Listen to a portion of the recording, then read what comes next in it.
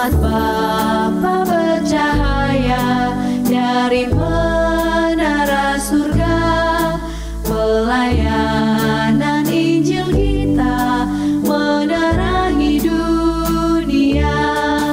Pancarkan terang lampumu menembusi gelombang, supaya dapatlah kamu selamatkan yang terhilang. Malam dosa sudah tiba, ombak pun bergemuruh, mata rindukan cahaya dari dermaga itu. Pancarkan terang lampumu menembusi gelombang, supaya dapatlah kamu selamatkan yang terhilang. Lampumu selalu nyalakan bagi yang hanyut lelah, yang mencari pelabuhan dalam malam yang gelap. Pancarkan terang lampumu menembusi gelombang, supaya dapatlah kamu selamatkan yang terhilang.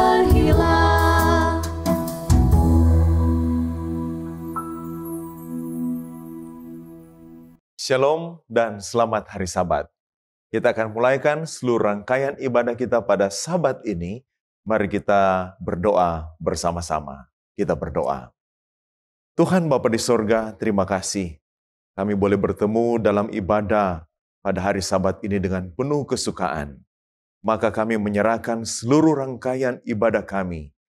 Mulai dari ibadah rumah tangga, pembahasan sekolah Sabat, pelayanan anggota bekerja, bahkan dalam rangkaian kebaktian di kebaktian khotbah. Tuhan akan memelihara kami.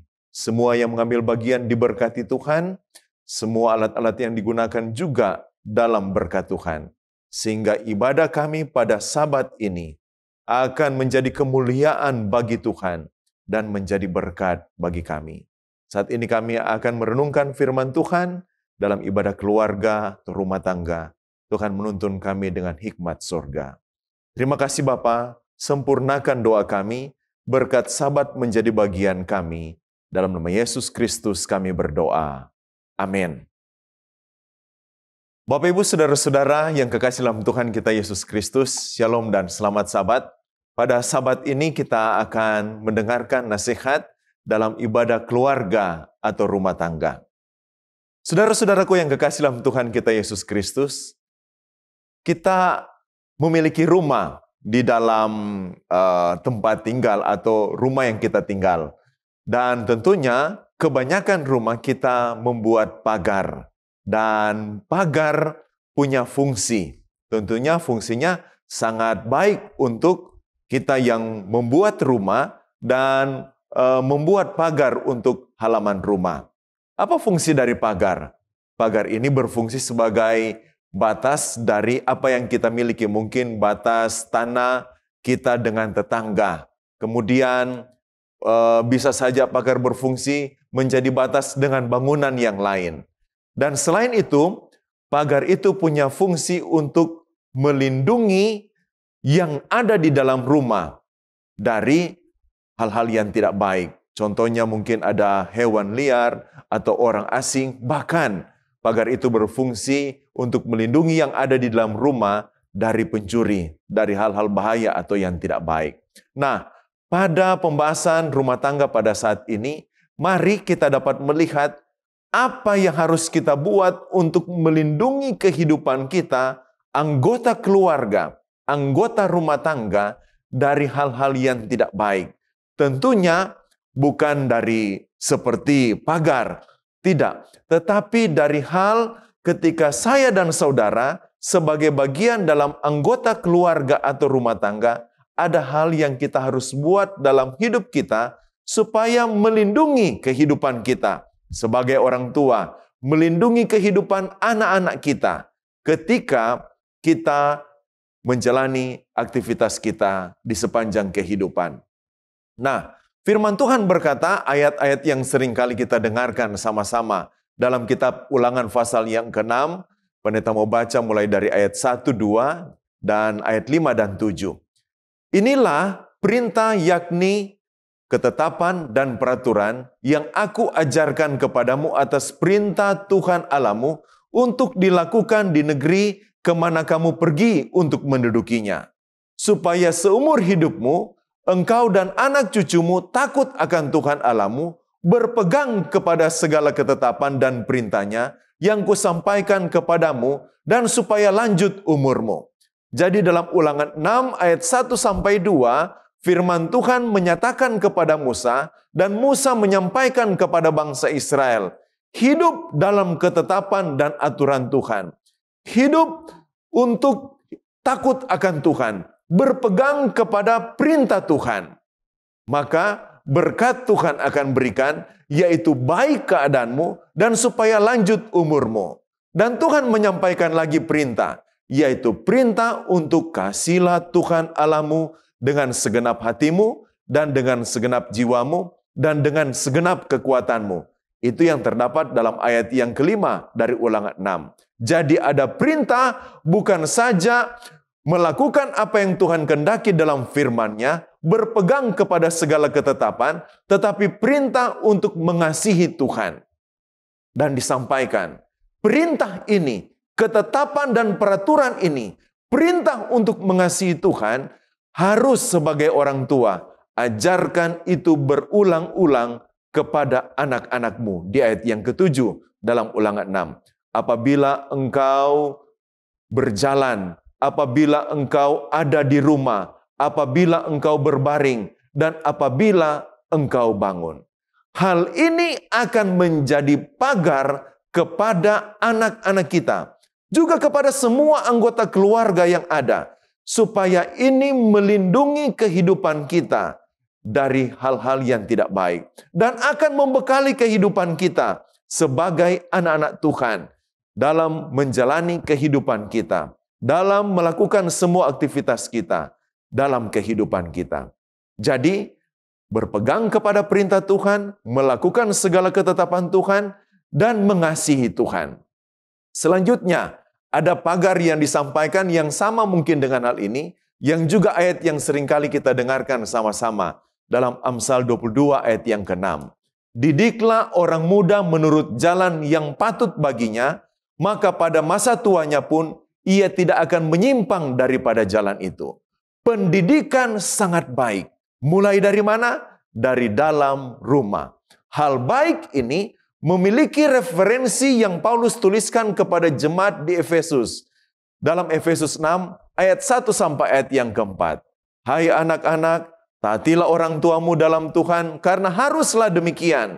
Hormati ayah dan ibumu, ini adalah satu perintah yang penting, seperti yang nyata dalam janji ini, supaya kamu berbahagia dan panjang umurmu di bumi. Hampir sama dengan ayat yang disampaikan dalam Ulangan 6. Bila berpegang dalam ketetapan Tuhan, menurut perintah Tuhan, mengasihi Tuhan, dapat dikatakan, supaya lanjut umurmu dan baik keadaanmu. Ayat yang selanjutnya di ayat yang keempat, dalam Efesus 6, mengatakan demikian. Dan kamu bapak-bapak, janganlah bangkitkan amarah dalam hati anak-anakmu, tapi didiklah mereka dalam ajaran dan nasihat Tuhan. Memagari kehidupan kita, anak-anak kita. Dalam semua hal yang kita buat dalam kehidupan kita. Ada hal baik. Pagar ini yaitu kebenaran firman Tuhan. Pagar ini adalah mengasihi Tuhan. Jadi pagar ini akan melindungi setiap anggota keluarga. Saya dan saudara sebagai orang tua. Pagar ini akan melindungi anak-anak kita. Kelak mereka bertumbuh besar, kelak mereka melakukan aktivitas mereka, mereka sudah dididik dalam nasihat dan ajaran Tuhan. Kadang-kadang kita melihat dan menyaksikan ada anak-anak kita merantau jauh dari kita. Mungkin mereka melakukan pendidikan mereka, mungkin mereka bekerja. terkadang mereka dapat mengingat masakan enak dalam rumah mereka. Mereka ingat suasana yang baik di rumah mereka. Itulah kesempatan ketika mereka bersama-sama dengan kita. Sejauh mana kita dapat menanamkan hal baik dalam kehidupan mereka, maka mereka telah dilindungi Tuhan oleh pekabaran kebenaran firman Tuhan.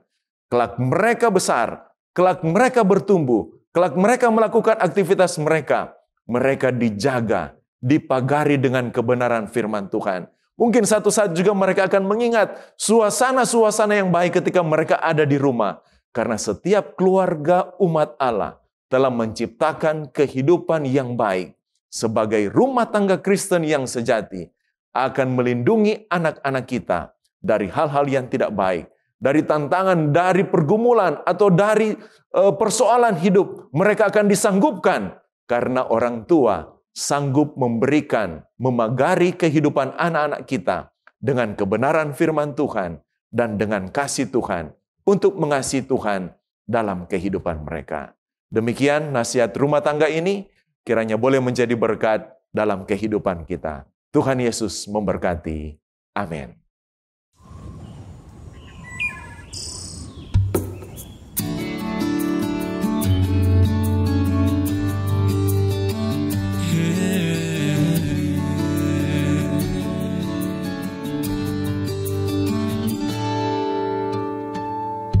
Inilah jamku berdoa, sungguh senanglah rasanya menyembah Allah Bapa-Ku dan nyatakan kehendak-Mu.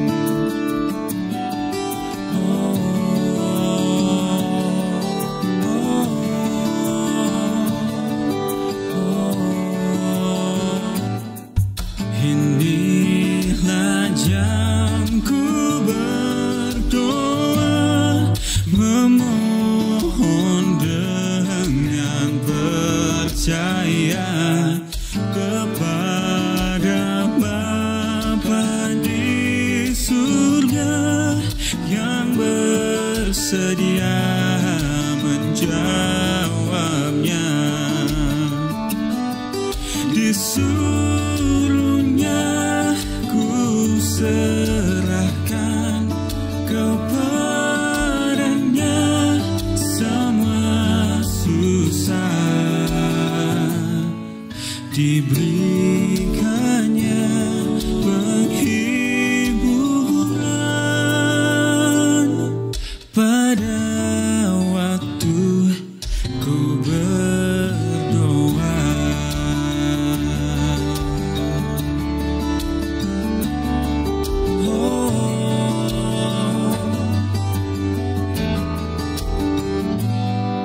Inilah jamku berdoa,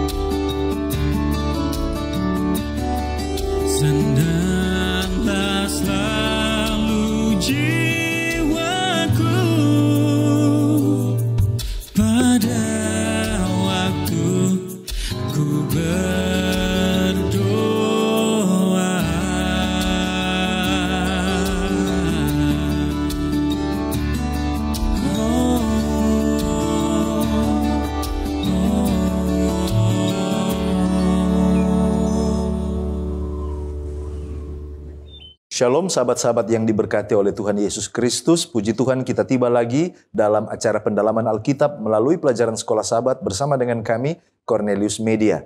Kita sudah tiba di pelajaran yang keempat dengan tema Tulah-Tulah. Kami selalu mengingatkan agar kita tidak melalaikan tanggung jawab pribadi untuk mempelajari pelajaran Sekolah Sahabat di tempat kita masing-masing sebelum mengikuti program ini. Saya Pendeta Edward Taliwongso bersama dengan Pendeta Felix Gosal dan Pendeta Widodo Purwanto akan menolong dalam diskusi kita pada kesempatan ini. Namun, mari kita tunduk kepala dan kita berdoa untuk meminta pertolongan kuasa Tuhan.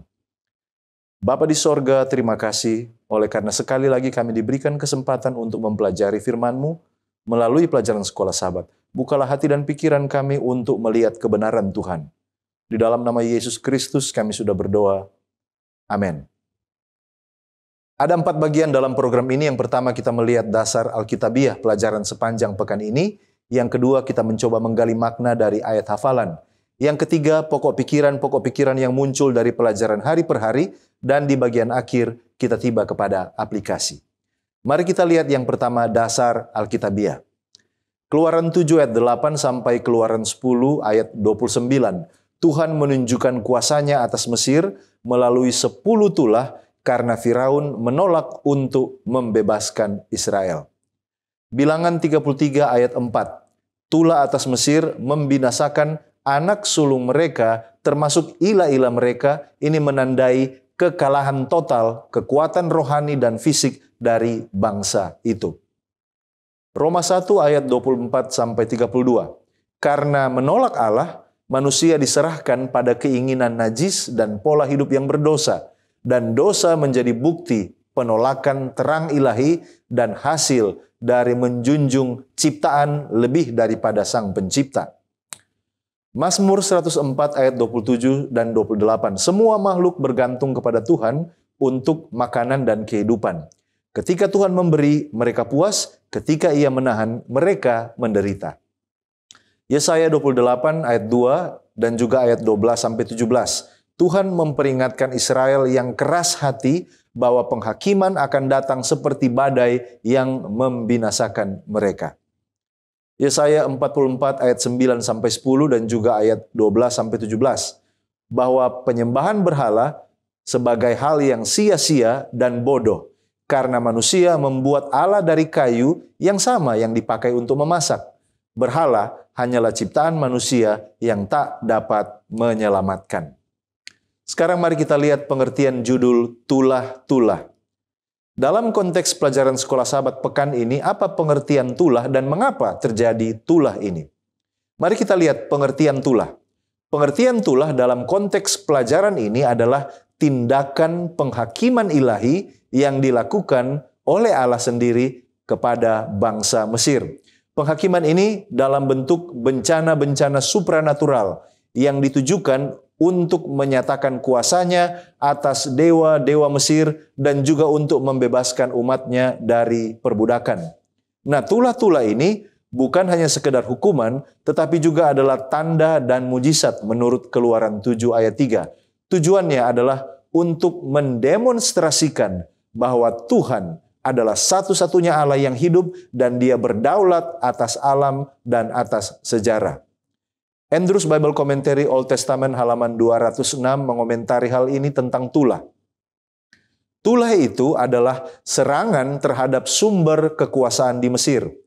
Orang Mesir telah mendewakan alam sedemikian rupa sehingga agama mereka telah menjadi sejenis panteisme dengan panteon yang terdiri dari sekitar 2.000 dewa dan dewi. Nah, dalam arti tertentu, malapetaka ini adalah tindakan dekreasi ilahi yang berturut-turut membatalkan tatanan penciptaan dan pemahaman orang-orang tentang asal-usul Mesir. Tulah ini terjadi karena Firaun dengan keras kepala menolak perintah Tuhan untuk membiarkan bangsa Israel pergi. Dan tulah ini juga merupakan cara Allah untuk mematahkan kuasa dewa-dewa palsu Mesir dan membuka mata bangsa Mesir bahwa penyembahan mereka terhadap ciptaan hanyalah sebuah tipu daya. Pertanyaan selanjutnya, atas kuasa siapa tulah ini terjadi dan berhenti? mengapa Tuhan sepertinya tega mengizinkan atau membuat tulah sehingga banyak yang menjadi korban.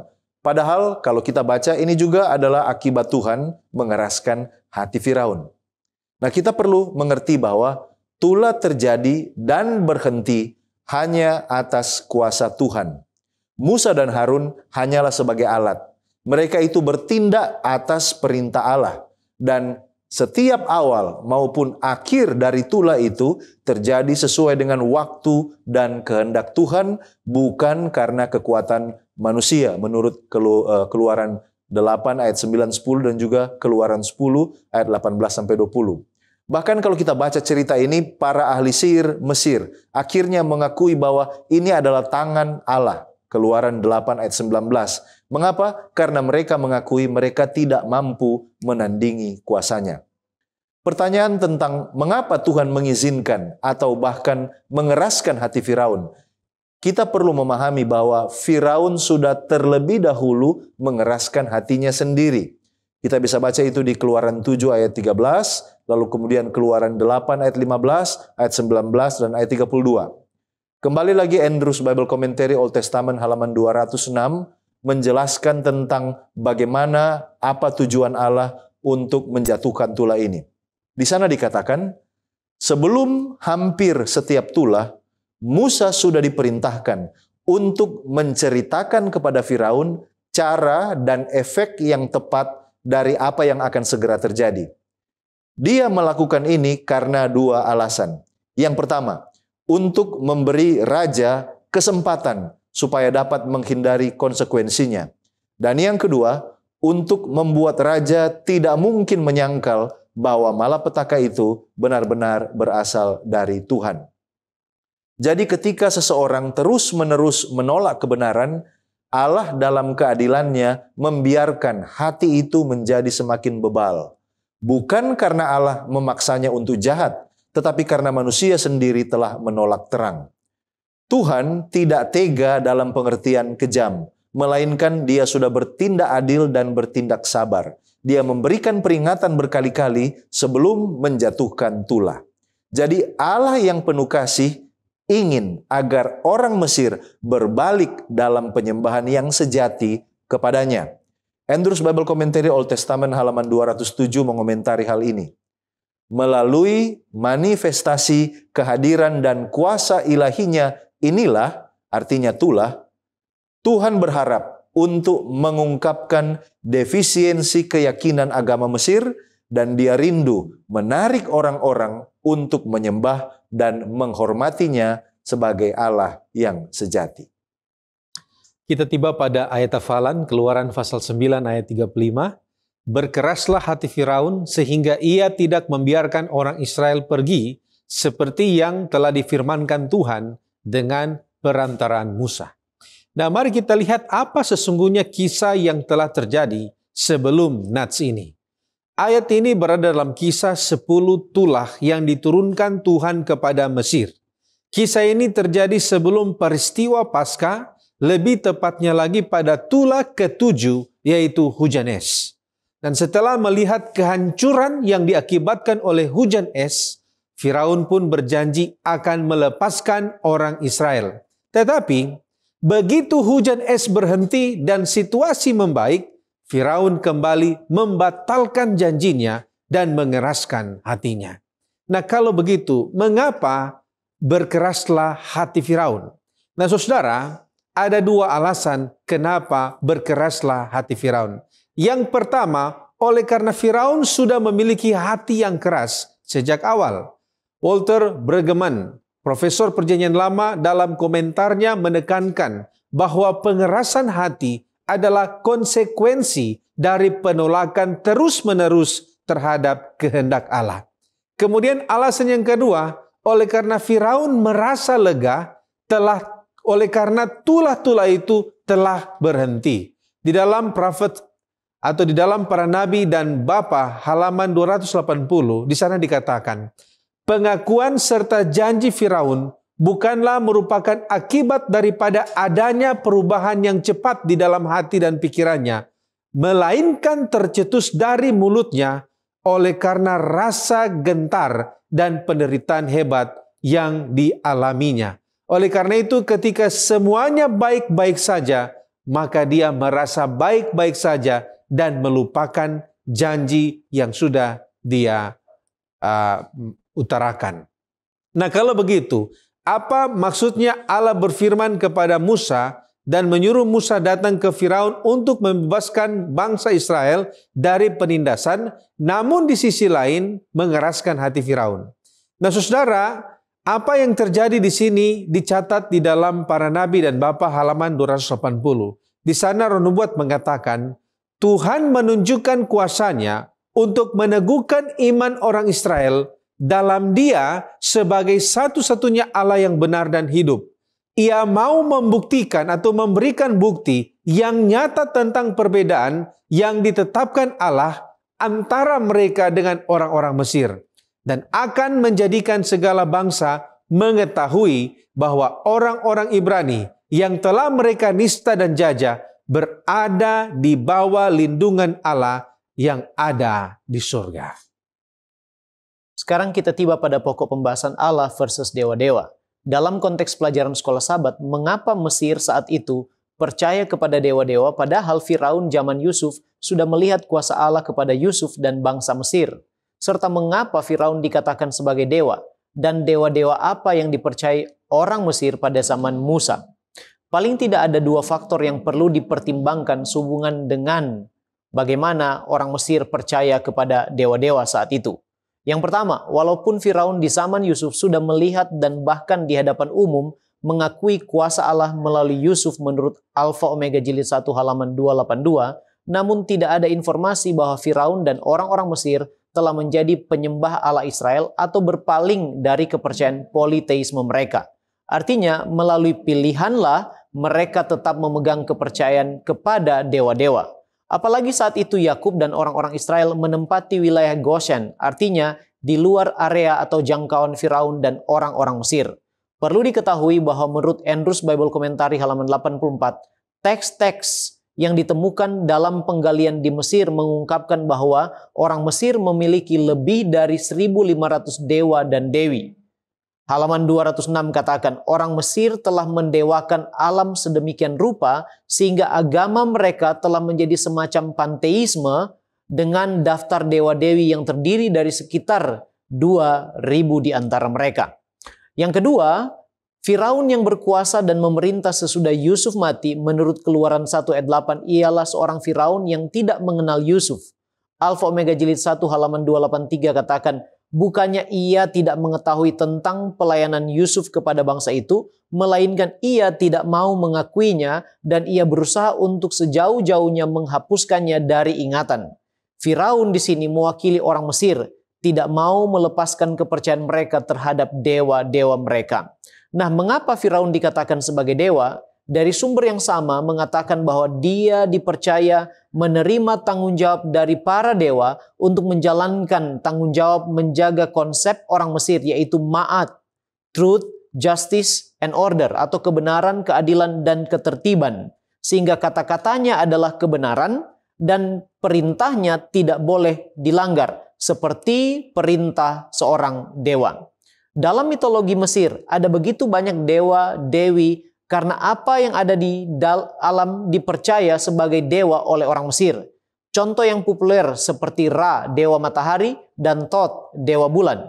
Disebutkan dalam pelajaran sekolah Sabat ada beberapa dewa di sana. Yang pertama, Hapi, dewa sungai Nil, Heket, dewa katak, Get, dewa bumi, Uwacit, dewa lalat, dan dewi rawa-rawa, Kepri yang berkuasa atas matahari terbit, penciptaan dan kelahiran kembali, Hathor, dewi cinta dan perlindungan, kemudian Apis, dewa sapi jantan, Isis, dewi pengorbanan, Imhotep, dewa pengobatan dan penyembuhan, Nut, dewa langit, Osiris, dewa hasil bumi dan kesuburan, dan Set, dewa badai dan perang, serta Su, dewa atmosfer dan juga Serapis. Namun, menurut Andrews Bible Commentary halaman 84, ada 3 dewa utama. Yang pertama, Nekbet, dewi burung nasar yang melindungi lembah Nil yang sempit di hulu Mesir. Yang kedua, Wadjet atau disebut juga Ureusus, yaitu dewi kobra yang melindungi wilayah delta Nil yang luas di hilir Mesir. Keduanya muncul di mahkota Firaun. Dan yang ketiga ialah Nehebukau, yang berarti dia yang mengendalikan roh-roh dan telah disembah sejak zaman piramida kerajaan Mesir lama. Nehebukau adalah dewa ular yang dianggap atau dipercaya memiliki kekuatan ular karena ia menelan 7 ular kobra. Nah, sekarang dari mana kuasa ahli-ahli sihir dan orang-orang berilmu? Apakah ini hanya sulap atau trik saja? Dan apakah ular yang dari tongkat ahli Mesir dan orang berilmu Mesir adalah ular kobra sebagaimana dalam sekolah Sabat dan sering dalam animasi yang ada? Dan apa artinya ular kobra bagi kepercayaan orang Mesir? Para ahli Mesir dan orang berilmu menggunakan kuasa dari si jahat atau setan. Alfa Omega jilid 1 halaman 305 katakan, ahli-ahli sihir itu sebenarnya tidak mengubahkan tongkat-tongkat itu menjadi ular, tetapi oleh sihir dibantu oleh si penipu yang besar itu. Mereka sanggup untuk menjadikan hal itu kelihatannya demikian. Adalah hal di luar kekuasaan setan untuk mengubahkan tongkat menjadi ular yang hidup. Penghulu kejahatan itu, sekalipun memiliki segala hikmat dan kekuasaan seorang malaikat yang berdosa, tidaklah mempunyai kuasa untuk menciptakan atau memberi kehidupan. Hal ini merupakan hak mutlak Allah sendiri. Jadi ular yang dari tongkat ahli sihir adalah ular palsu, bukan ular yang hidup. Hanya saja nampak dan dipercayai seperti ular-ular yang hidup oleh Firaun dan orang-orang seistananya. Nah, mengenai ular kobra atau bukan, kata Ibrani yang digunakan adalah tanin, yang tidak spesifik menyatakan bahwa itu adalah ular kobra, tapi secara umum diterjemahkan reptil. Menurut beberapa leksikon atau kamus Hebrew English, kata ini bisa diterjemahkan ular, naga, atau monster laut. Nah, sekarang bagi orang Mesir, ular kobra memiliki makna teologi yang sangat penting karena merupakan salah satu dewi atau dewa utama, yaitu Wadjet atau disebut juga Ureus, yang dilambangkan dengan ular kobra yang juga ada pada mahkota Firaun. Ular kobra menggambarkan sosok ilahi, kekuasaan, kebangsaan, dan otoritas ilahi yang melindungi karena akan memuntahkan bisa kepada musuh-musuhnya. Bahkan orang Mesir percaya kobra sebagai ular suci yang akan memimpin Firaun ke akhiratnya. Sekarang apa pelajaran bahwa Allah lebih di atas segalanya atau lebih di atas dari para dewa Mesir bagi kita? Orang Mesir percaya kepada dewa ular, Nehebukau, yang berarti dia yang mengendalikan roh-roh. Nehebukau dipercaya memiliki kekuatan spiritual karena telah mampu menelan 7 kobra. Saat tongkat Harun menelan tongkat-tongkat para ahli sihir dan orang berilmu, Tuhan Allah sedang menyatakan supremasinya bahwa dialah satu-satunya Allah yang hidup dan berkuasa di atas segala dewa-dewi Mesir. Pelajarannya bagi kita, yang pertama, tidak ada Allah lain selain Allah kita. Yang kedua, dialah Allah yang hidup dan berkuasa atas segalanya. Yang ketiga, dialah sumber hidup dan segala sesuatu, serta yang mengendalikan segala sesuatu. Yang keempat, bagi dia, bagi Allah, tidak ada yang mustahil. Yang kelima, dialah yang patut disembah dan dimuliakan. Dan yang keenam, itulah sebabnya kita harus mengizinkan Tuhan berdaulat atas segala ilah-ilah lain yang tidak kelihatan, yang mungkin kita miliki dalam kehidupan kerohanian kita. Baik, terima kasih pendeta. Sekarang kita melihat tema siapa yang mengeraskan hati Firaun. Dalam pelajaran sekolah Sabat, siapa yang sesungguhnya mengeraskan hati Firaun? Dan jawabannya adalah Firaun dan Allah. Mengapa sampai Firaun dan Allah sendiri mengeraskan hati Firaun? Nah, mari kita lihat. Baik Firaun maupun Allah dikatakan di dalam narasi ini mengeraskan hati Firaun. Namun dengan urutan dan makna yang penting. Kita lihat, pada 5 tula pertama, Firaun sendirilah yang mengeraskan hatinya. Keluaran 7 ayat 13, Keluaran 8 ayat 15, dan juga Keluaran 9 ayat 7.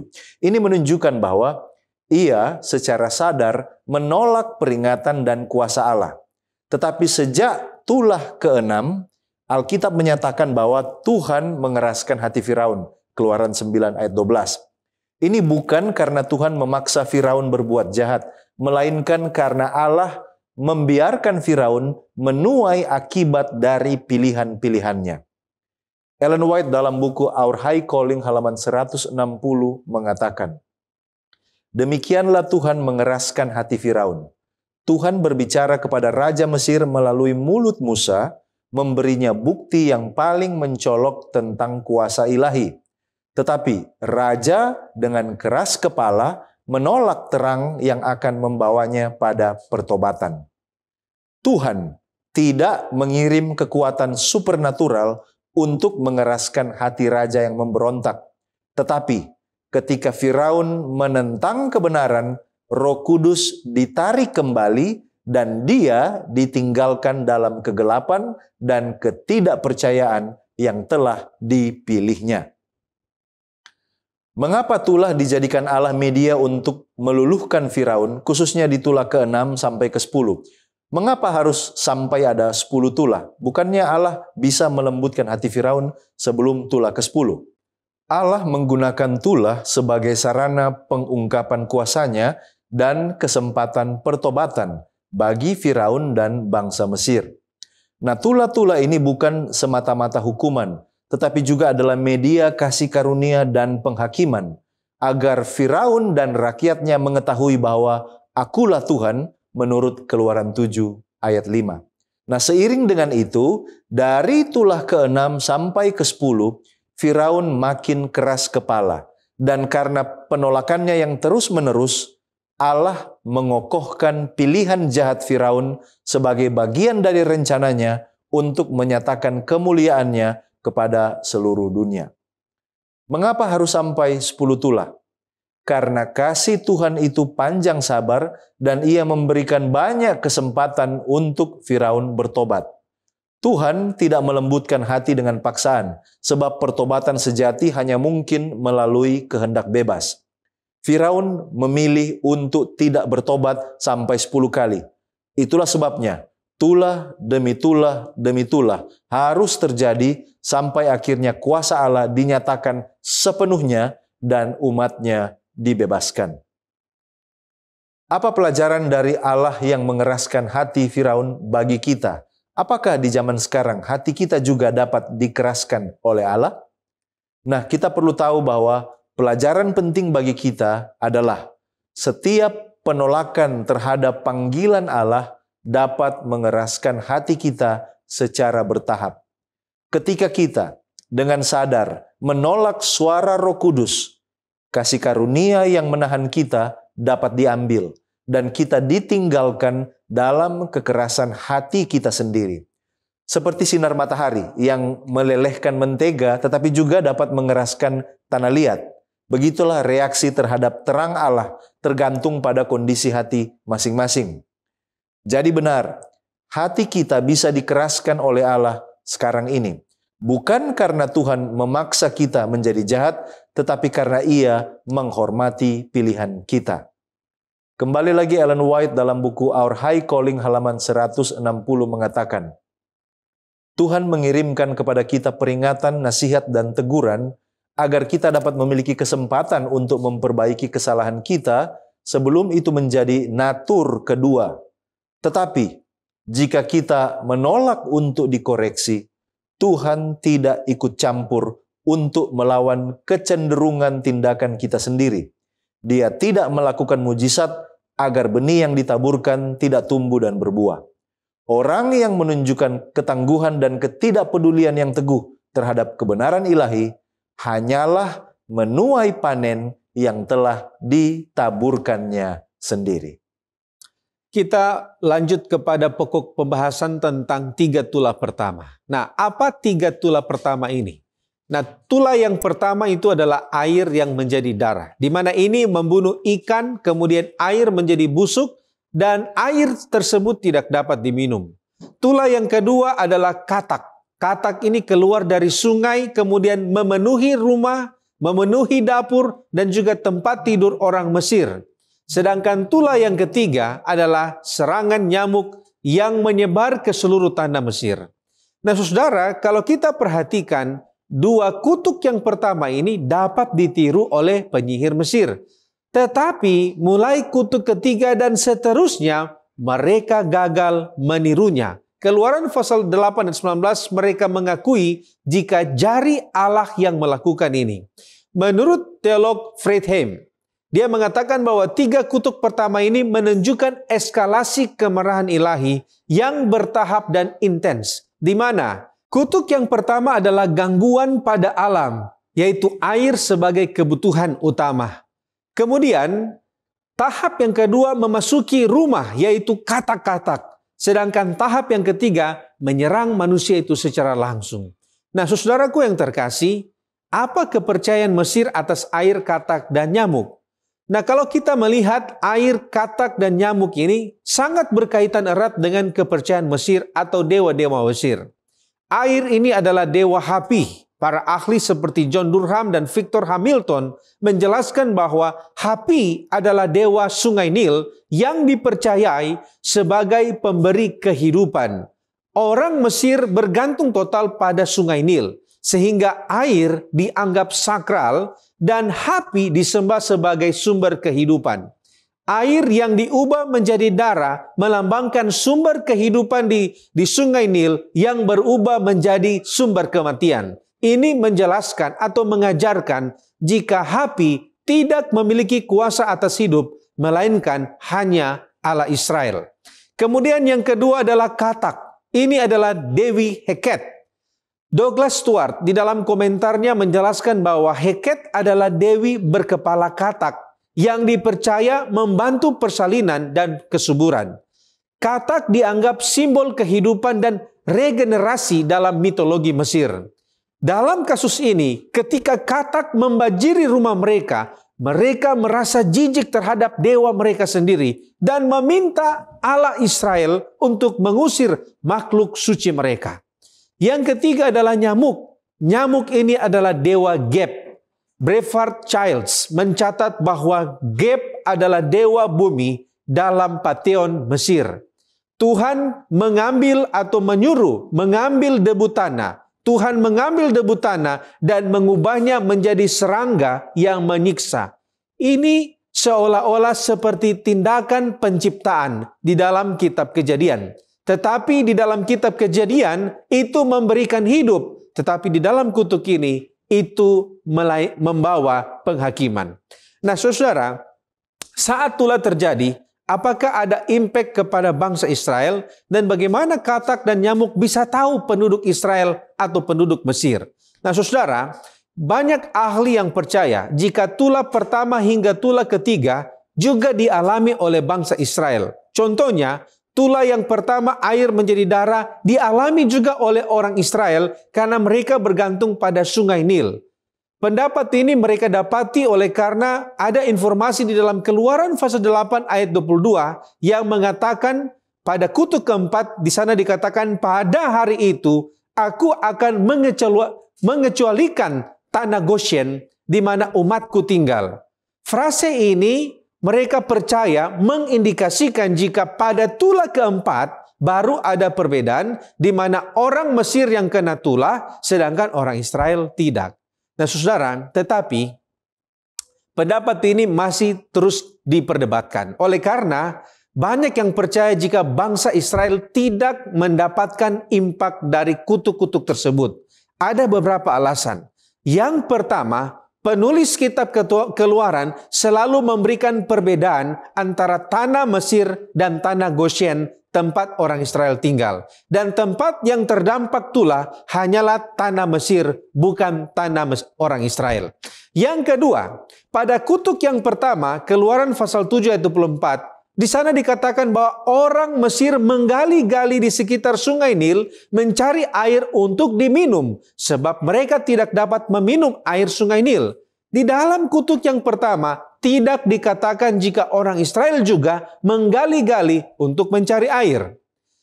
Yang ketiga, alasan yang ketiga, tulah yang kedua, yaitu katak, Keluaran pasal 8 ayat 3-4 mengatakan, jika dampak dari katak-katak ini hanya untuk istana Firaun, kamar tidurnya, atau rumah pegawai-pegawainya dan rakyatnya. Tidak disebutkan jika Israel terdampak tulah ini. Nah, bagaimana katak dan nyamuk bisa tahu penduduk Israel atau Mesir? Nah, saudara, dalam kisah tulah ini, perbedaan ini bukan tergantung oleh karena katak atau nyamuk yang memilih bagian mana mereka akan serang atau mereka akan ganggu, melainkan oleh karena kuasa dan perintah Allah yang membatasi tulah hanya untuk orang Mesir dan melindungi orang Israel. Di dalam Keluaran pasal 8 ayat 22, di sana disebutkan bahwa Tuhan akan memisahkan tanah Goshen tempat Israel tinggal. Jadi ini bukan masalah kesadaran katak atau nyamuk, tetapi ini adalah kuasa supranatural Allah yang mengendalikan mereka dan menentukan ruang lingkup tulah agar hanya mengenakan orang Mesir dan tidak ke bangsa Israel. Di dalam Keluaran 8 ayat 23, di sana dikatakan, sebab aku akan mengadakan perbedaan antara umatku dan bangsamu. Menurut Seventh-day Adventist Bible Commentary jilid 1 halaman 533, di sana dikatakan bahwa secara harafiah kata mengadakan perbedaan ini berarti penebusan. Allah akan menetapkan suatu tanda yang melaluinya setiap orang dapat melihat bahwa orang Ibrani telah ditebus dari perbudakan meskipun secara nominal masih dalam perbudakan. Jadi, selain nyamuk dan katak tidak datang ke Israel oleh karena soal lokasi dan geografi di mana kependudukan mereka itu berbeda, tetapi tulah-tulah itu juga tidak datang ke Israel karena mereka telah dipisahkan. Allah telah menetapkan satu tanda sehingga mereka telah terpisah dari orang Mesir dan mereka tidak kena tulah-tulah itu. Terima kasih pendeta, kita pindah kepada pokok pembahasan lalat, ternak, dan bisul. Lalat, ternak, dan bisul merupakan tulah ke-4 sampai 6. Apa yang terjadi kepada orang Mesir termasuk ahli-ahli melalui lalat, ternak, dan bisul? Dan apakah juga Firaun kena dampak atas tulah-tulah ini, khususnya tulah yang ke-6? Mari kita lihat. Yang pertama, tulah ke-4, Keluaran 8 ayat 21, yaitu lalat pikat memenuhi semua orang Mesir, termasuk rumah-rumah, bahkan tanah di mana mereka berdiri. Yang kedua, tulah ke-5, Keluaran 9 ayat 3, segala ternak orang Mesir terkena penyakit sampar yang dahsyat sehingga mati. Yang ketiga, tulah ke-6, Keluaran 9 ayat 9, bara atau bisul yang memecah seperti gelembung pada manusia dan binatang. Tulah-tulah ini melanda orang-orang Mesir, namun orang Israel tidak. Artinya tidak ada lalat pikat menimpa mereka, ternak mereka tidak ada yang kena penyakit sampar dan mati, serta mereka tidak terkena bara atau bisul. Bagaimana dengan istana Firaun? Keluaran 8 ayat 24 katakan bahwa istana Firaun pun terkena dampak dari tulah itu. Dalam konteks ini tulah ke-4, lalat pikat. Demikian pula dengan tulah yang ke-6, bara atau bisul. Keluaran 9 ayat 11 katakan, sehingga ahli-ahli itu tidak dapat tetap berdiri di depan Musa karena bara-bara itu, sebab ahli-ahli itu pun juga kena bara sama seperti semua orang Mesir. Jadi bahkan para ahli sihir Mesir terkena bara atau bisul dan mereka menderita. Mereka sendiri tidak mampu bertahan, apalagi menolong Firaun. Karena menurut Seventh-day Adventist Bible Commentary volume 1 halaman 537, Firaun pun menderita, artinya terkena dampak dari tulah itu, khususnya tulah ke-6 yaitu bara atau bisul.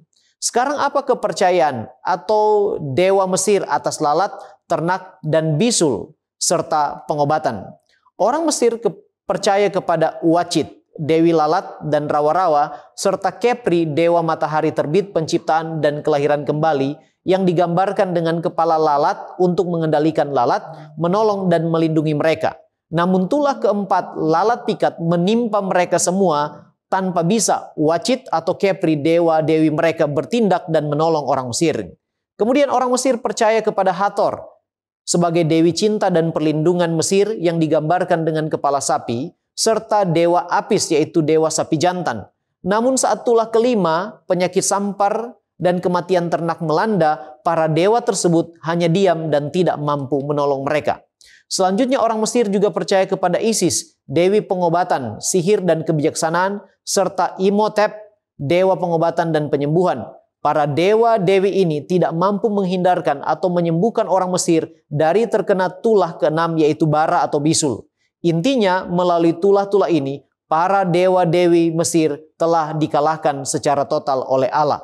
Alfa Omega jilid 1 halaman 311 katakan, di dalam perlakuannya terhadap Firaun, Tuhan menyatakan kebenciannya terhadap penyembahan berhala. Sekarang mengapa sekali lagi Firaun yang sudah merasakan impact atau dampak dari tula-tula tersebut masih keras kepala dan atas kuasa siapa? Keluaran 9 ayat 12 katakan, tetapi Tuhan mengeraskan hati Firaun sehingga ia tidak mendengarkan mereka seperti yang telah difirmankan Tuhan kepada Musa. Nah, untuk memahami apa yang dimaksud ayat ini, Alfa Omega Jilid 1 halaman 311 menjelaskan bahwa dalam hal ini bukanlah berarti bahwa ada kuasa gaib yang dipakai untuk mengeraskan hati raja. Allah telah memberikan kepada Firaun bukti yang paling nyata tentang kuasa ilahi. Tetapi raja itu dengan hati yang keras menolak untuk memberikan perhatian terhadap terang itu. Setiap pernyataan kuasa ilahi yang ditolak olehnya menjadikan dirinya sendiri lebih nekat di dalam pemberontakannya.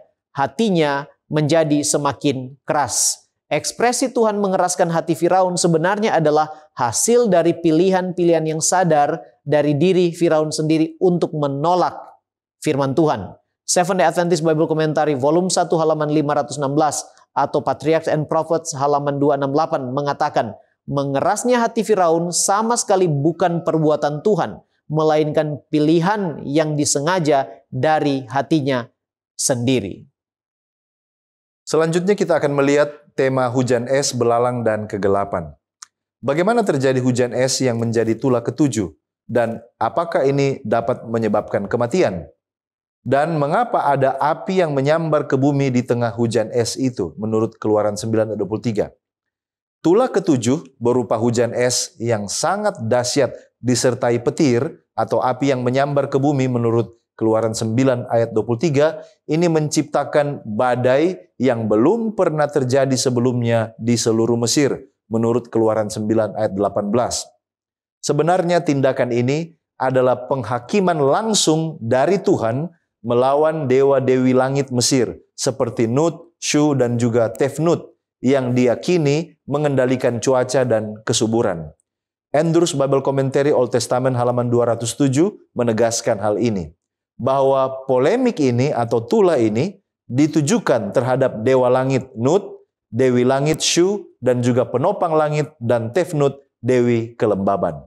Jadi hujan es ini memang menyebabkan kematian bagi manusia dan binatang yang tidak berlindung, Keluaran 9 ayat 19. Sekaligus juga dia menghancurkan baik tanaman maupun pepohonan. Sementara api atau petir yang menyambar ini menambah kedahsyatan tulah ini. Ini menunjukkan kuasa supranatural dari Allah yang mengalahkan semua kuasa langit menurut kepercayaan Mesir. Ini juga menunjukkan bahwa Allah tidak hanya mengendalikan elemen air, yaitu hujan es, tetapi juga api dan juga angkasa.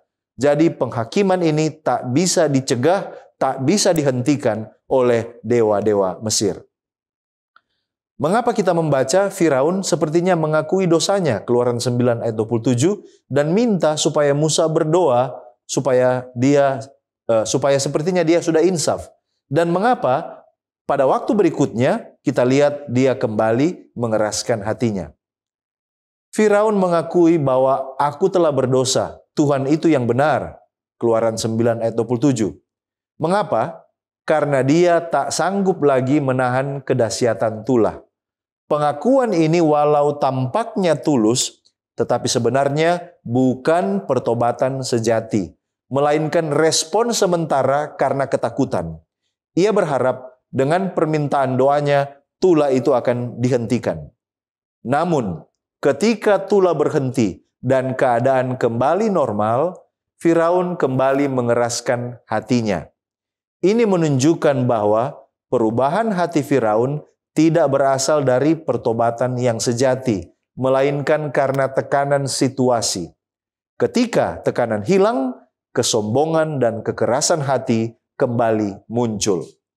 Ellen White dalam Steps to Christ halaman 24 mengatakan, Firaun ketika menderita di bawah penghakiman Tuhan, mengakui dosanya untuk menghindari hukuman lebih lanjut.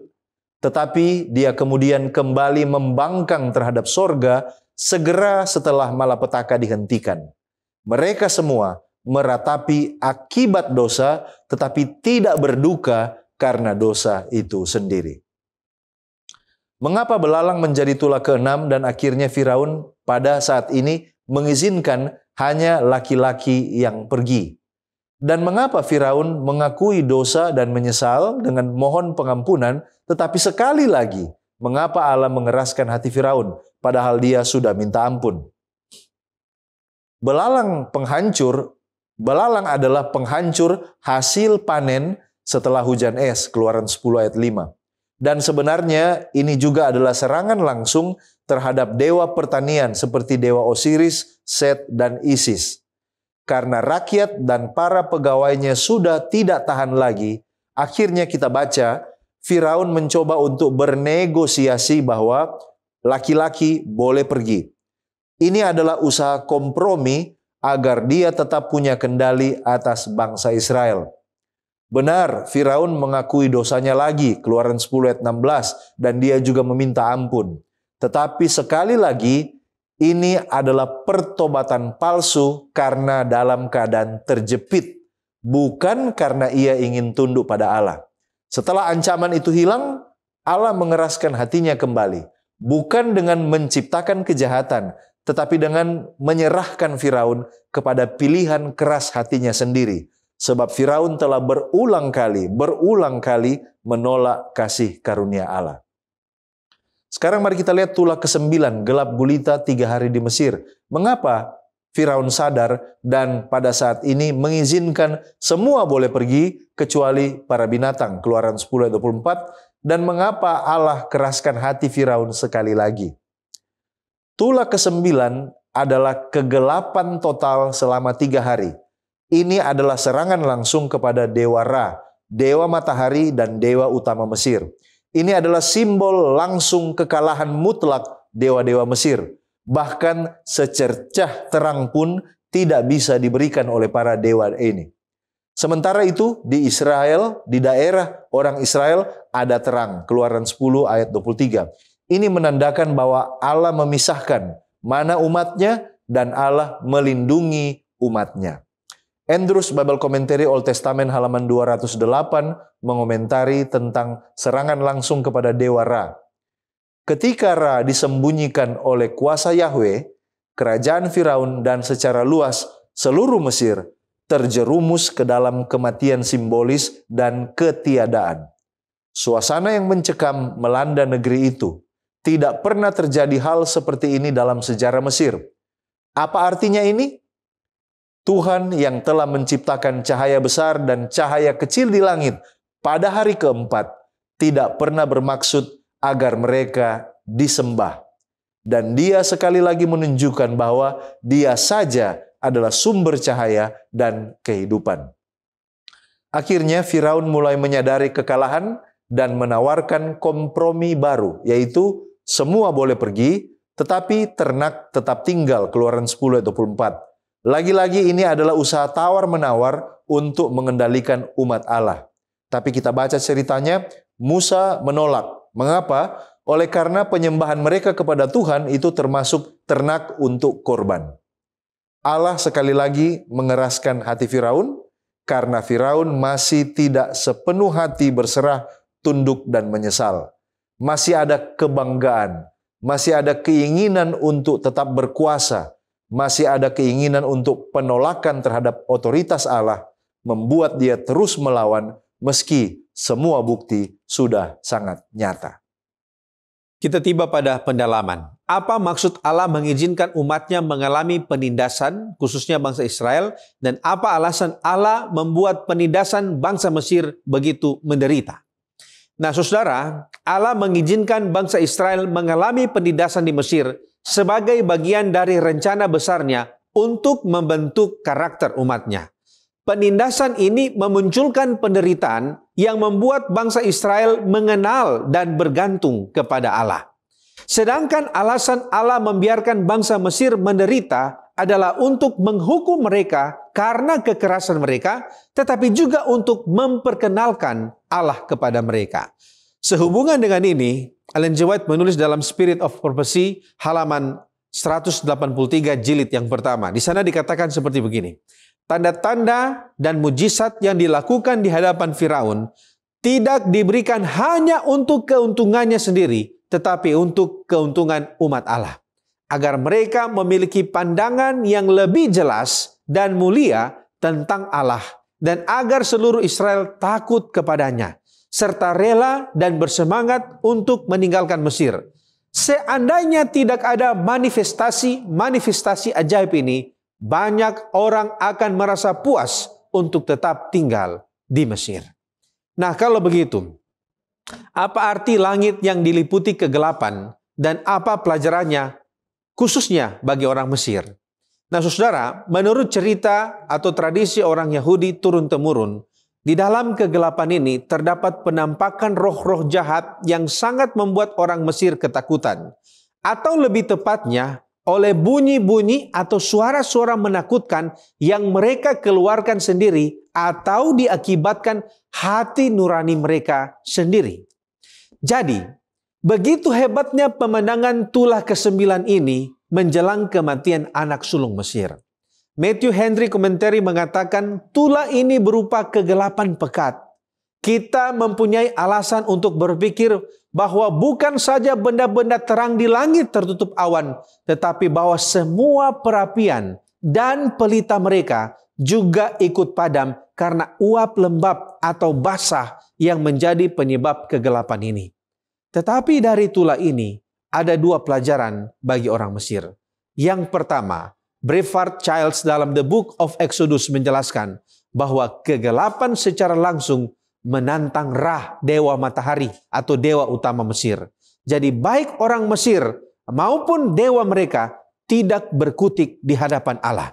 Pelajaran yang kedua, Alfa Omega jilid 1 halaman 316-317. Di sana dikatakan, tetapi bagaimanapun menakutkannya kegelapan itu, penghukuman itu merupakan satu bukti tentang belas kasihan Allah serta rasa enggannya untuk membinasakan mereka.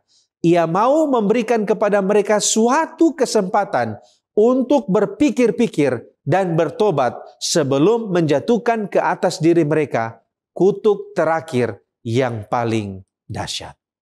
Saudaraku, sebagai penutup dan aplikasi dari apa yang kita pelajari dan diskusikan bersama, apakah tulah-tulah di Mesir dapat terjadi dalam kehidupan kita orang percaya saat ini?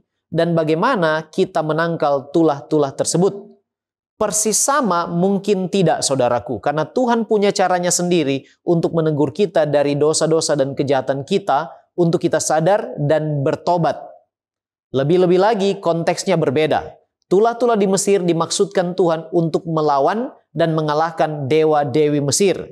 Keluaran 12 ayat 12. Sebab pada malam ini aku akan menjalani tanah Mesir, dan semua anak sulung dari anak manusia sampai anak binatang akan kubunuh, dan kepada semua Allah di Mesir akan kujatuhkan hukuman. Akulah Tuhan, firman Tuhan di sana. Dikaitkan dengan nubuatan kitab Wahyu, 7 malapetaka dalam Wahyu pasal 16, di sana menggambarkan kemiripan dengan tulah-tulah di Mesir. Maka hal itu pasti akan terjadi. Kabar baiknya adalah tulah-tulah di Mesir tidak menimpa orang Israel. Demikian pula malapetaka-malapetaka yang dinubuatkan dalam Wahyu 16 hanya menimpa orang-orang jahat dan pengikut iblis. Artinya, supaya kita tidak terkena atau kita boleh tangkal tulah-tulah tersebut, kita perlu yang pertama, hidup dalam takut akan Tuhan, menurut Wahyu 14 ayat 6 dan 7. Yang kedua, menghidupkan kehidupan penurutan terhadap perintah-perintahnya. Ulangan pasal 28, tidak menyimpang ke kiri atau ke kanan dari jalan Tuhan. Yang ketiga, memegang teguh iman kepada Allah melalui Yesus Kristus dan bertahan setia sampai akhir. Wahyu 14 ayat 12. Serta yang keempat, selalu berlindung kepadanya. Mazmur 91 ayat 1-4 mengatakan, orang yang duduk dalam lindungan yang maha tinggi dan bermalam dalam naungan yang maha kuasa akan berkata kepada Tuhan, tempat perlindunganku dan kubu pertahananku, Allahku yang kupercayai. Sungguh dialah yang melepaskan engkau dari jerat penangkap burung, dari penyakit sampar yang busuk. Dengan kepaknya ia akan menudungi engkau, di bawah sayapnya engkau akan berlindung. Kesetiaannya ialah perisai dan pagar tembok. Sekarang bagaimana mengatasi atau apa cara kita agar kita tidak mengeraskan hati atas pelajaran dan firman Allah serta bersedia melakukan kehendaknya? Alfa Omega jilid 1 halaman 311 memberikan kepada kita peringatan. Allah berbicara kepada manusia melalui hamba-hambanya, memberikan amaran-amaran dan menempelak dosa-dosa. Ia memberikan kepada setiap orang satu kesempatan untuk memperbaiki kesalahan-kesalahannya sebelum mereka menjadi tidak terubahkan dalam tabiat. Tetapi jikalau seseorang menolak untuk diperbaiki, kuasa ilahi tidak akan campur tangan untuk menghalangi kecenderungan daripada tindakannya. Ia sedang mengeraskan hatinya terhadap pengaruh Roh Kudus. Dengan demikian, cara agar tidak mengeraskan hati ialah peka terhadap panggilan Roh Kudus melalui firman-Nya, melalui pengalaman kehidupan kita, ataupun melalui teguran hamba-hambanya. Pada hari ini, kata firman Tuhan, jikalau kamu mendengarkan suaranya, janganlah keraskan hatimu. Itulah sebabnya kita perlu yang pertama, berdoa setiap saat untuk meminta tuntunan Roh Kudus bagi kita. Yang kedua, tetap setia merenungkan dan mempelajari firman-Nya.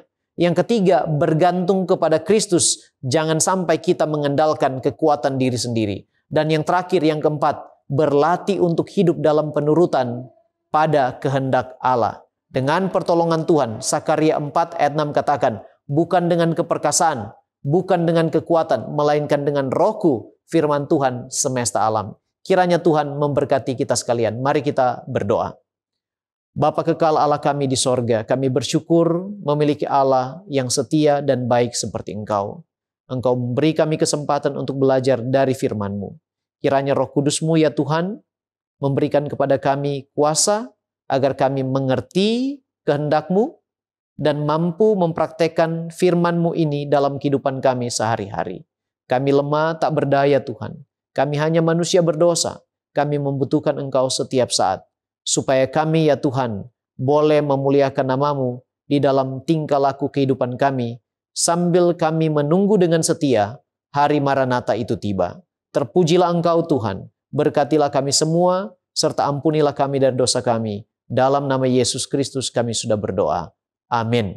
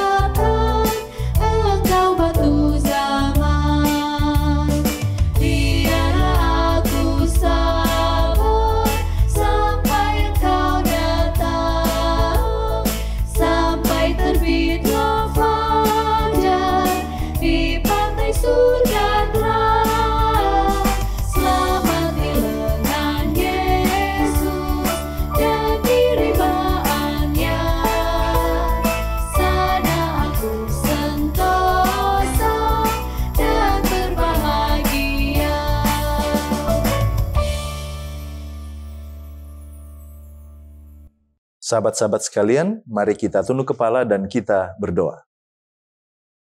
Bapa kami Allah yang bertahta di dalam kemuliaan sorga, kami mengucap syukur kepadamu Tuhan.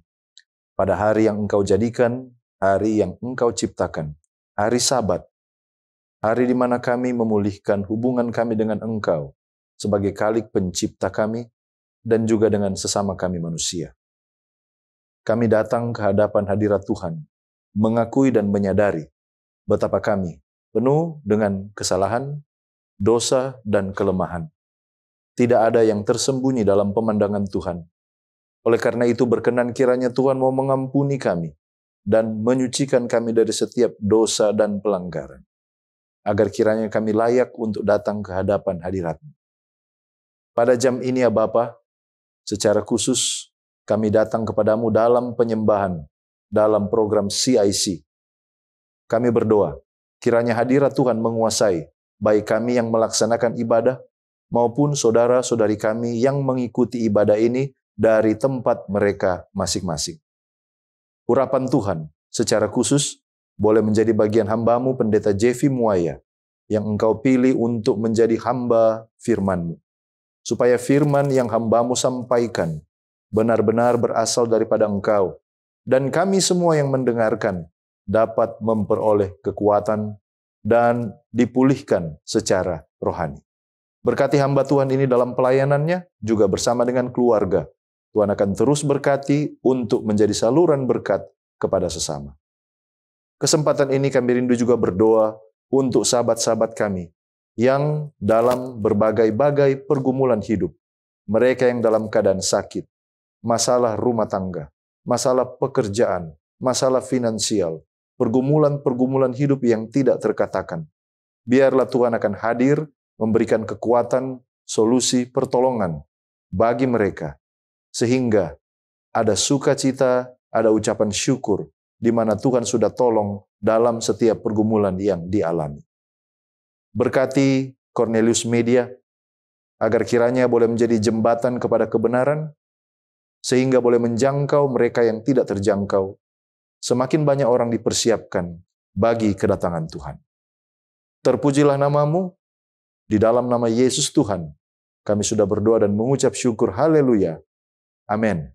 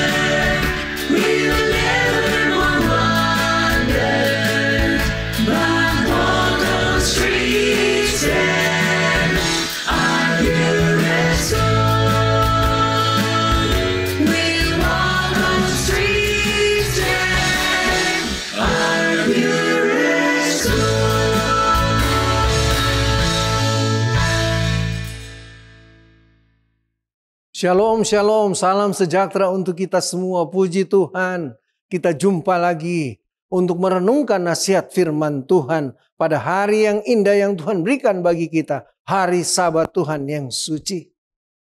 Untuk itu saya mengajak kita tunduk kepala, kita berdoa. Bapa kekal di dalam kerajaan sorga, kami mau merenungkan nasihat firman-Mu. Ampuni kami semua. Bersabdalah kepada kami rindu nasihat firman-Mu. Di dalam nama Tuhan Yesus kami sudah berdoa. Amin. Saudara-saudara umat Tuhan, judul renungan kita pada saat ini adalah biasa tapi luar biasa. Apakah itu? Mari kita buka ayat Alkitab kita. Bagi saudara-saudara yang membawa Alkitab, atau memiliki Alkitab, boleh buka Ester pasal 4 ayat 14. Di sana dikatakan sebagai berikut, saudara-saudaraku yang kekasih.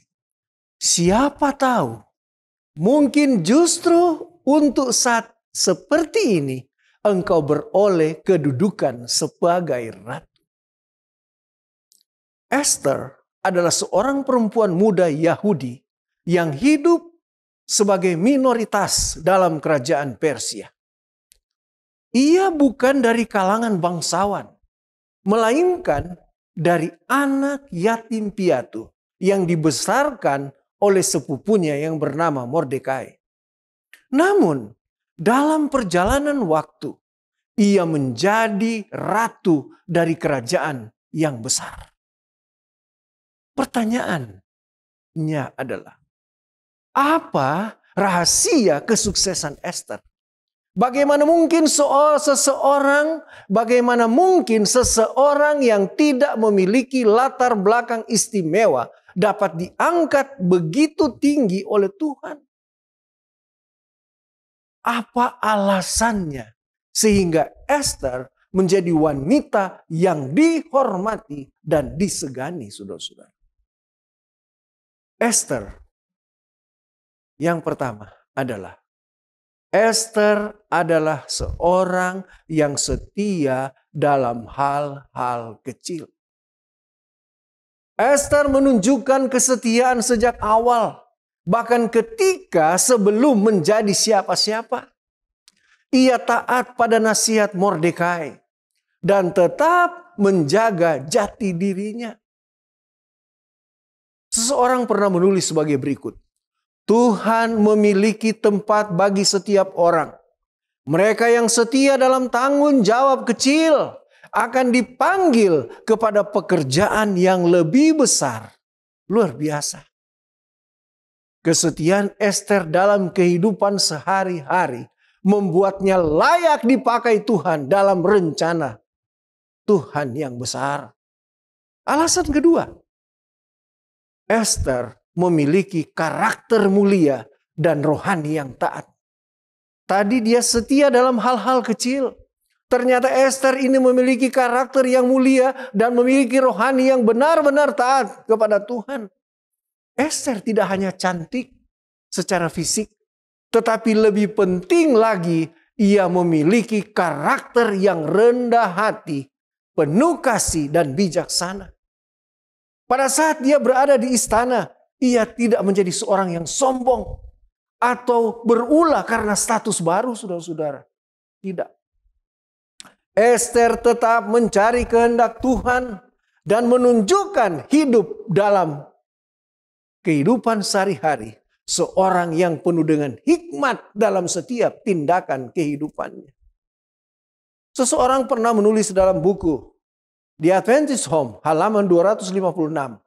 Kecantikan sejati bukanlah kecantikan lahiriah, tetapi roh yang lemah lembut dan tenang.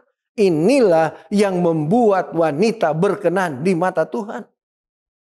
Jadi poin yang kedua, Ester memiliki karakter yang mulia dan rohani yang taat kepada Tuhan. Poin yang ketiga, yang istimewa dari Ester, sehingga Tuhan menggunakan dia untuk menjadi orang yang luar biasa, dapat menyelamatkan dirinya dan juga bangsanya. Ketiga adalah Ester, orang yang berani dan teguh imannya. Ketika bangsanya dalam bahaya, Ester tidak tinggal diam.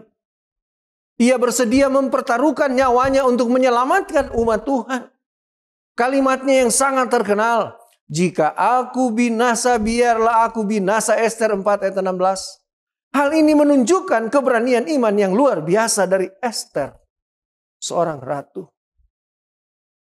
Di dalam buku Prophets and Kings, halaman 601 di sana dikatakan, dalam krisis hidup orang yang menyerahkan hidupnya kepada Allah akan menunjukkan hikmat dan keberanian ilahi.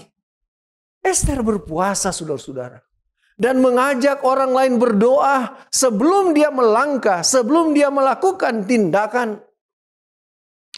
Ia mengandalkan Tuhan sepenuhnya di dalam kehidupannya.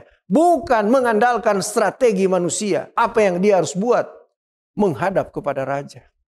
Tetapi dia berani bersandar kepada Tuhan. Memiliki iman yang teguh pada Tuhan. Yang keempat, saudara-saudaraku yang kekasih. Ester memiliki tujuan hidup yang terarah pada panggilan ilahi. Kenapa? Ester sadar bahwa posisinya bukan hanya untuk kenyamanan pribadi, tetapi untuk tujuan yang lebih tinggi. Ia dipakai Tuhan untuk membebaskan umatnya dari pemusnahan. Kita ditempatkan di dunia ini, saudara-saudaraku yang kekasih, untuk suatu maksud yang kudus. Tidak ada satupun talenta, pengaruh, atau kesempatan yang diberikan tanpa tujuan. Siapapun kita, status kita, apapun status kita, Tuhan tempatkan dengan satu tujuan di atas dunia ini. Ester, dia mendapatkan panggilan ilahi untuk menyelamatkan akan bangsanya. Kesimpulan yang kita dapat, saudara-saudaraku yang kasih. Ratu Ester sukses bukan karena posisi atau karena kecantikannya, tetapi karena hati yang setia, karakter yang teguh, keberanian yang lahir dari iman, dan kesadaran akan panggilan Tuhan dalam hidupnya. Ia adalah teladan bagi setiap wanita masa kini, dan juga bagi kita semua umat Tuhan yang hidup pada akhir zaman ini. Tuhan mau menggunakan kita, saudara-saudara. Asalkan kita bersedia menerima panggilan tersebut, sebagaimana Ester menerima panggilan yang Tuhan berikan kepadanya. Pesan-pesan bagi kita yang hidup pada akhir zaman ini, saudara-saudara. Marilah kita menjadi umat Tuhan yang benar-benar setia. Sebagaimana Ester menunjukkan, sekalipun dia tinggal di dunia yang penuh dengan kekafiran, tetapi Ester menunjukkan bahwa dia adalah wanita yang mampu mempertahankan jati dirinya sebagai umat Tuhan pada waktu itu. Sekarang ini Tuhan mengharapkan kita untuk menjadi hal yang sama. Mengeluarkan kalimat yang luar biasa sebagaimana yang Ester sampaikan. Demi kebenaran, demi keluarga, demi umat Tuhan, dan demi janji keselamatan yang Tuhan berikan bagi kita. Pertanyaan bagi kita sekarang. Apakah kita bersedia menjadi jawaban Tuhan bagi generasi sekarang ini, saudara-saudara? Ataukah kita menjadi masa bodoh? Demikianlah renungan kita pada saat ini. Biarlah kita renungkan bersama. Marilah kita bersedia seperti Ester menjadi jawaban bagi generasi kita pada dewasa ini. Sehingga bila Tuhan datang kali yang kedua, saudara-saudaraku yang kekasih, tidak ada di antara kita yang ketinggalan. Oleh karena saya secara pribadi telah melakukan tanggung jawab saya sebagai juru kabar Tuhan, sebagai alat Tuhan, sekecil apapun saya di pemandangan Tuhan. Saya bawa di dalam nama Tuhan Yesus. Amin. Mari kita akhiri dengan berdoa. Bapa di sorga, terima kasih. Pengalaman hidup Ratu Ester kiranya akan menjadi pelajaran berharga bagi kami yang hidup pada akhir zaman ini. Untuk benar-benar memiliki jati diri yang benar-benar berkenan di hadapan Tuhan. Dan kehidupan kami menjadi berkat bagi sesama kami. Terima kasih Tuhan Engkau mau dengarkan permohonan kami. Di dalam nama Tuhan Yesus kami sudah berdoa dan mengucap syukur selalu. Haleluya. Amin.